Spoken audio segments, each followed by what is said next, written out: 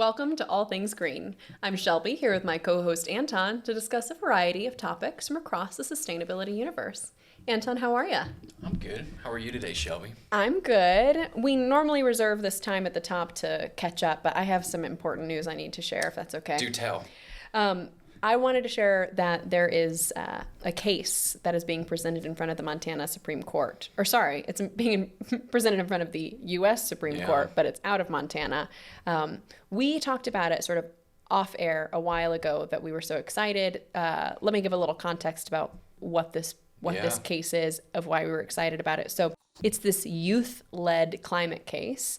It's been years since they brought the case, or tried to bring the case. 16 young people brought the case of Held versus Montana. Held was the only person in that group that was 18 when they started working on this, because they say that Montana as a state violated their right to a clean and healthy environment.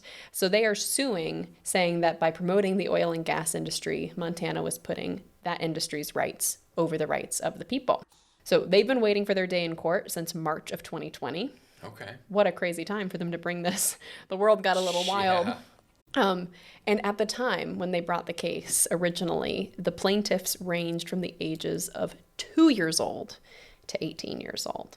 So it is finally going in front of the Supreme Court, and I'm really excited to see what happens. I know that that's a tiny update for something that has so much more going on, but I just wanted to bring it up here so that we can remind ourselves to follow up on it later. Yeah, absolutely. Young people have a right to a future, so that's going to be fun to see. Yeah. Well, today that was sort of a domestic story, but we're focusing globally. Yeah. We'll talk a little bit about the U.S. We're part of the globe. So I wanted to start with what feels like the most obvious place, the most visible impact of a changing climate that we are seeing, which was these enormous forest fires that just happened in Canada. Sound good / bad? Sounds good / bad. Great. So first I wanted to ask you, we live in Northeast Ohio. Did you notice any haziness in your neighborhood as these fires were raging? It was like a little bit hazy. Even at like one of the Guardians games, it just felt like the lights, like the really bright lights, you could definitely tell with the haziness. Yes. Also just like the biking around when the air quality and stuff, it was not good. Yeah, I was wondering if you noticed it as a bike commuter. Yes, definitely. Did you make any changes to try to adapt for that? Not really. You're young. You're 23. Yeah.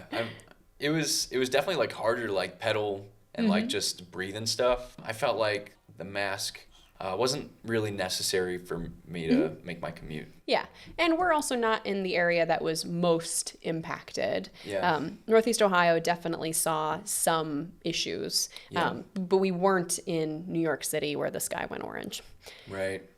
So I wanted to give a little bit of context for anyone who hasn't heard, and then talk a little bit more about the impact. So these were wildfires that were ranging across 11 provinces and territories across Canada. There were 430 or more individual fires burning at once. Wow. 140 of those were in Quebec, and that sits right above us in this northeast part of the U.S. Yeah. So prevailing winds blew it down over the northeast of the U.S. So that's why we had some haziness, because smoke and ash was being blown all the way across those Great Lakes into our fair city. But it was a lot worse the further northeast that you went. We already mentioned New York City. There are so many people living there that they made a whole lot of content over those orange skies. I saw. Yeah. And so this is tough on people.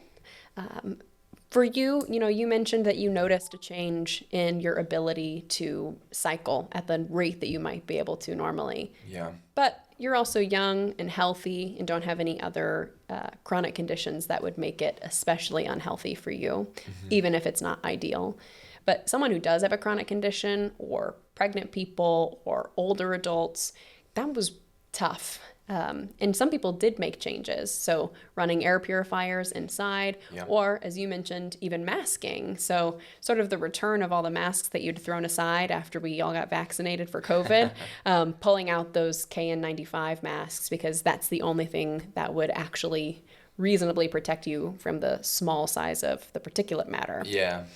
You talk a lot about particulate matter, if you want to remind us what we mean when we say that. Yeah, particulate matter, like especially when something burns, like some of that soot or like really small piece of ash that you get when a combustion happens. Yes, and that can make us sick. Yeah. It can exacerbate pre-existing issues like an asthma or COPD, or it can make you sick for someone who doesn't already have a condition like that. So this was a really visible sign of climate issues that we can see. I think for some people it probably made it feel real. We've talked before about how Northeast Ohio is this climate haven. Right? We already have mild summers, cold winters, a great lake to provide a lot of fresh water. Right. But we started to see it. We've talked before about how climate change isn't actually being spread across the globe equitably. But what do you think about the fact that maybe more people could see it over the past month or two? Yeah, being able to experience like that phenomenon, I guess, firsthand, it was kind of scary. And I'm glad that we're able to talk about it and kind of frame it in a context of climate change, because I think sometimes people just feel like these things are not connected, and it's all kind of interconnected. You know, these wildfires are happening more often because we have more climate change, these dry spells, things like that. So yes, absolutely. I wanted to ask the question out loud, is this climate change's fault? And then quote the resource that I'm pulling here, where they just said, it's not that simple. So, you just referenced the fact that climate change absolutely increases the incidence of wildfires. But of course, climate change is really looking at the science of trends over time. Yeah. Trends over years, decades, generations. And so it's not the cause explicitly of any one event. Yeah. And when we look at wildfires, there's this thing called attribution science, where scientists can go and see how wildfires began and attribute that to whatever those causes were. So to say it's not that simple isn't to say, oh, this had nothing to do with climate change. We've always had wildfires, so, this isn't really, an impact of that. It is, because we know that generally drought and heat make wildfires worse. Yeah. They spread further. But I did just want to clarify that we're not saying that climate change alone causes wildfires. Wildfires have existed. Sometimes they're even good for managing forests.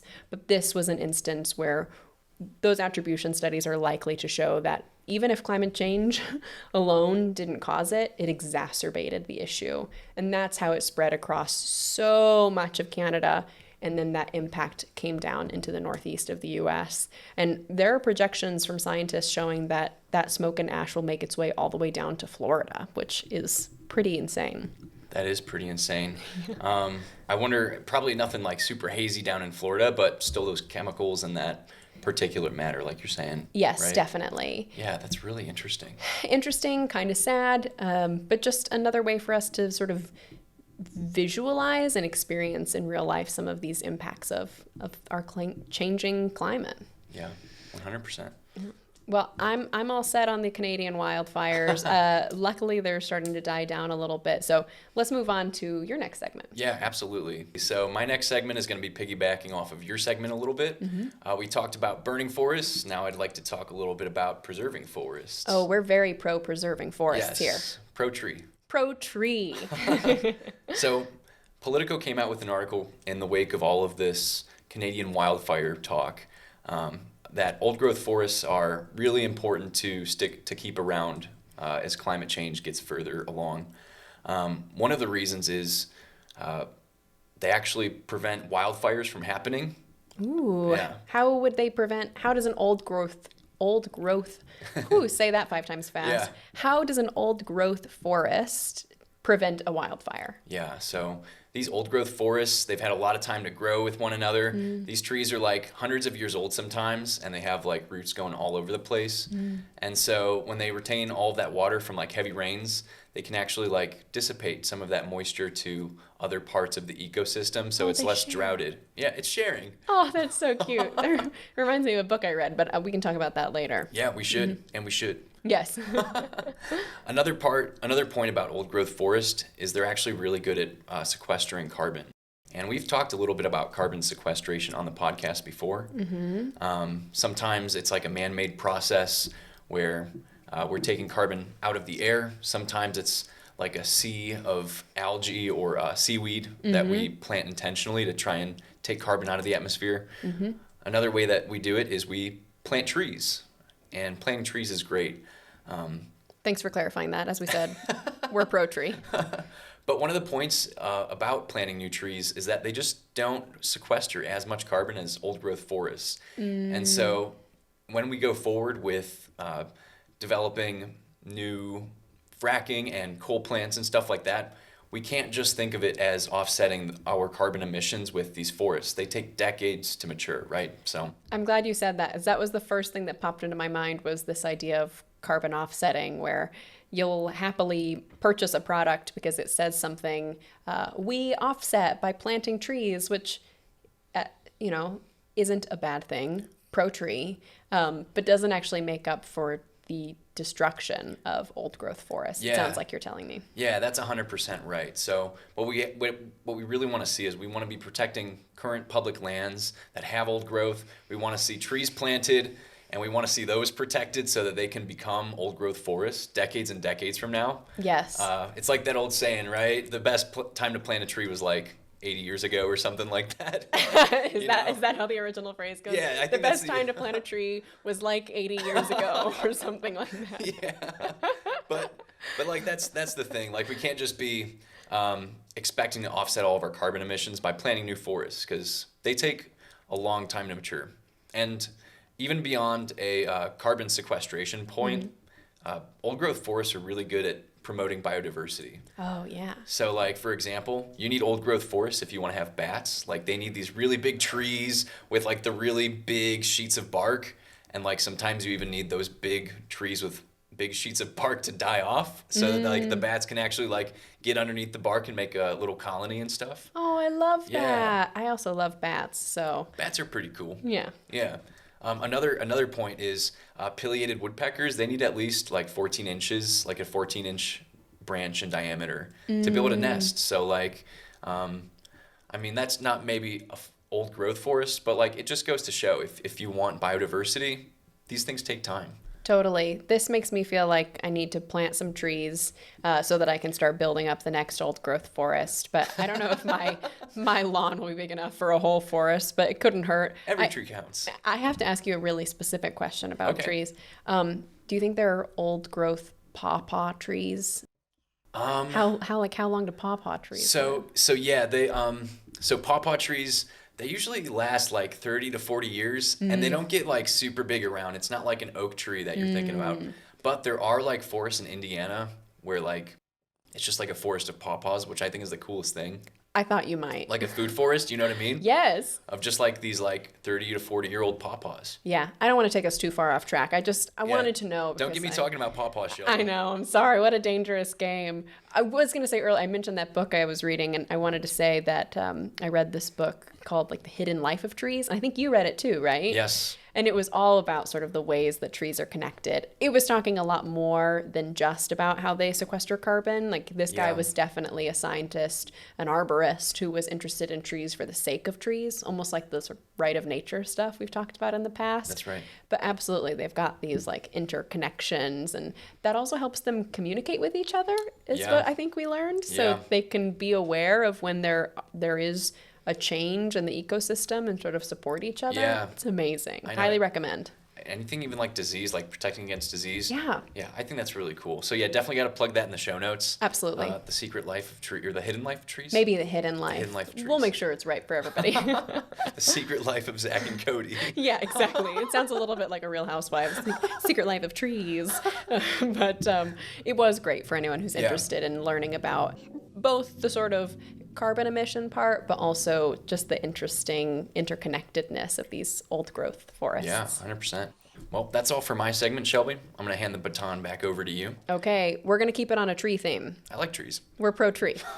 So I wanted to talk about a different set of trees in the Amazon. So we've talked a lot about sort of the Northeast Ohio style trees, the deciduous trees. We even once went so far as to talk about alpine ecosystems when we were talking about alpine chipmunks. But I don't think we've really talked about the rainforest, which is wild because the rainforest is a huge hotbed of carbon sequestration, that helps support the entire globe. Yeah, exactly. So I read this study reported by Science Daily that originally came out of University of Cambridge, some smart people, talking about some really good news for the rainforest. We love to end on a good note. Let's end on a good note. So some of the world's largest slaughterhouses committed about 10 years ago to about 20 years ago really, to changing their practices to reduce deforestation in the Amazon. That's awesome. That's awesome, yeah. You might be wondering why slaughterhouses when we're talking about trees. That's because they rear cattle, and that requires a lot of land. Yeah. It requires land both to keep the animals and also to grow their food. A lot of soy crops and things like that. Yeah. And so we're talking a lot about Brazil here, pretty specifically, although it hits into other countries. And the industry of cattle rearing is actually accounting for about 70% of deforestation happening in the Amazon. Yeah. So it's a really big deal. That's a big deal. So, like I said, there are these slaughterhouses that decided that they don't want to participate in this level of deforestation. They committed to changing their practices back in 2010. And so this study looked at the changes in deforestation between 2010 and 2018. And so it actually found that just these high-level companies changing their practices reduced deforestation by about 15%. That's great. Yeah, it's actually a pretty big number when you think about it in context. But what are those practices? I mean, what would make raising cattle better? I would love to know. Absolutely. Well, I'm here for you. So it's a couple of different things. First of all, they did some better management of the pasture land, which basically just means that they rotated the animals to be able to graze in more than one area. Okay. When we think about any kind of agriculture, it's always good to let things sort of regrow, rebuild nutrients. So they did that with the pasture land. They also planted better grasses and they planted more frequently. So there was more like revolution. And then also they amended the soil to unlock more nutrients. So essentially they were able to use smaller amounts of land more efficiently. I love that. Yeah, it's great. And this study looked at the impact of those changing practices from the companies that made the changes, but they also made some projections of what it would look like if all companies operated this way. So this study found that in that same period between 2010 to 2018, if all cattle companies operating in that Amazon region had made these changes, it would have saved another 15,000 square miles of forest. And I giggled a little reading the article because it was out of Cambridge, so a UK publication. And they said, that's bigger than Wales, which I don't really have a lot of context for. Yeah, I don't either. I mean, I'm actually part Welsh, believe it or not. Nuh-uh. Yeah. It's bigger than Anton for sure. It's bigger than me, so. I don't know how many little half Antons we could fit into 15,000 square miles. But it's a lot of land. I mean, it's bigger than Wales. And so that's important because, as you mentioned, old growth forests sequester carbon. So it's important that we're able to keep the rainforest 100%. Rich. It also promotes biodiversity, the same way we talked about all of these old growth forests. And deforestation alone is the #2 contributor to greenhouse gas emissions globally. Wow. And that's essentially because we're losing the carbon that's been stored and losing potential to store more carbon. Yeah, that's right. I think even sometimes they do like slash and burn technique when they are. So, I mean, you're just like burning stuff from the get-go, that's wild. Yeah. And that's from the perspective of just carbon emissions. But of course, there's so much more to it when we think about biodiversity of animal and plant life that exist in those forests and shrinking the amount of land that they have to be able to exist. And so we see the reduction of different species or the numbers within particular species in the Amazon. I also wanted to point out that we as consumers have choices around where we want to purchase. And so there are some countries or companies that are shying away from buying beef that comes from Brazil, because even though some of these slaughterhouses have committed to making these changes and have done a really good job, it's hard to know as a consumer without doing a lot of research whether what you're buying has been produced ethically. So I know that the UK has been having talks about reducing or maybe even banning the purchase of beef from Brazil. They want to save the rainforest, and that's all great, but beef is not the only product that comes from these cattle. They also produce other goods like leather and even collagen, which is part of lots of skincare routines and beauty products, and that's bovine derived, which I didn't know. I'm sure I've used collagen in the past, putting creams all over my face, and had no idea I was putting cow on my face. I wonder if I've put cow on my face. I mean, you've probably put steak in your face. That's for sure. Yeah, you're right about that. So all of this to say that we definitely still want to be aware of how the cattle industry is impacting deforestation and, in the greater scheme of things, climate change. But I think this is a really awesome step. I wish that I knew more. I couldn't find much information on what incentivized these companies. You don't see a lot of companies making big changes like this just out of the goodness of their hearts. So I don't know if Brazil put in any kind of limitations. I do know that technically most of the deforestation that comes from cattle is illegal. So there are laws that are supposed to protect the rainforest, and companies just don't follow them. But I would love for us to keep doing a little research and find out how we could incentivize more of these companies to operate with these practices, because it's more sustainable, and I'm all for that. Absolutely, yeah. And even if I do like shoving steak in my mouth, I gotta say, cows are cute. So, like, I don't want to see them get, like, factory farmed. Totally, absolutely.